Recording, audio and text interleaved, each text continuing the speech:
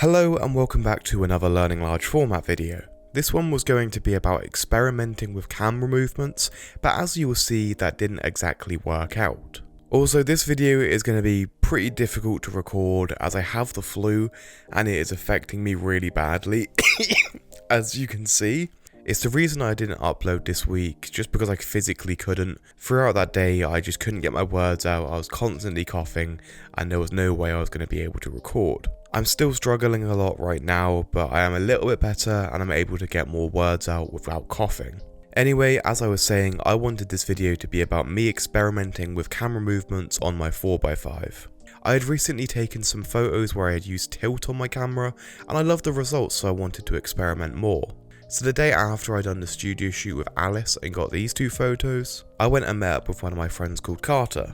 He's appeared in the background of a few videos here and there and he's in some photos. Anyway, I wanted to get his photo for the yearbook outside, as at this point I was still contemplating whether doing a studio shoot or not.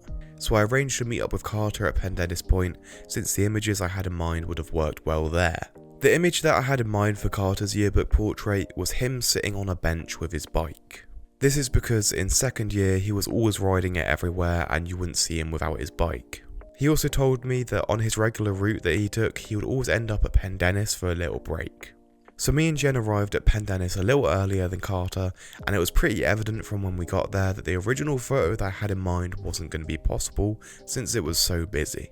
But I wasn't really worried, as there was this bank of grass that would have worked well for the photo, if not better to get the bike in frame.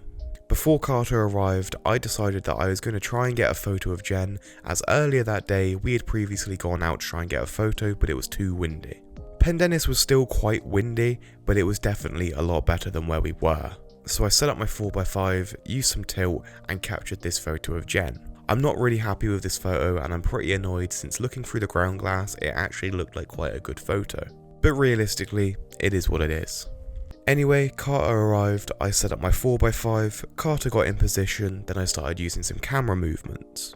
I started off by using some tilt so I could enhance the depth of field, but then I had the idea of using some swing so I could get him and his bike in focus. We were battling with the wind when taking this photo, and for most of the time that I was focusing, Carter's hair was in his eyes, which wasn't really helpful.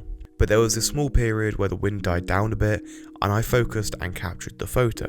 And here is the photo. Yeah, there's nothing at all. I'm not really sure what happened here, but apparently my sheet of film was exposed to the sun for like 4 hours because this photo was completely black. This was really frustrating, as I was hoping to have a photo using some movements that I haven't used yet, even if it was a bad one. But it turns out I didn't even have a photo at all. I'm not sure what happened here, as I'd done everything correctly and made sure my film holder was like safe and wasn't exposed to light at all, so I just have no idea what happened. But I guess these things happen though, and that sucks, but that's just what film photography is like sometimes. Anyway, next week I have a shoot planned that should produce some great 4x5 images. So hopefully I can get them developed in time for the next video, since the shoot is on Friday and there is currently a problem with the ventilation system in the processing room at uni, so only techs can develop film, and they're doing it in this weird ways where you have to put the film in and then you have to wait a bit and then get it developed like at some point and you get it back to you. I did manage to get these developed within like half an hour because they were already like doing the developing, so I just happened to be there at the perfect time. But I'm not sure what it's going to be like next week, but hopefully I can get the images developed on time, and I'll just say this for this project since that's what I done last time and they understood that it was important. So yeah, that's the end of this video. It was a disappointing one, but that's just what happens sometimes. I hope you've enjoyed. I'll see you in the next one. Hopefully I'm better by then. Goodbye.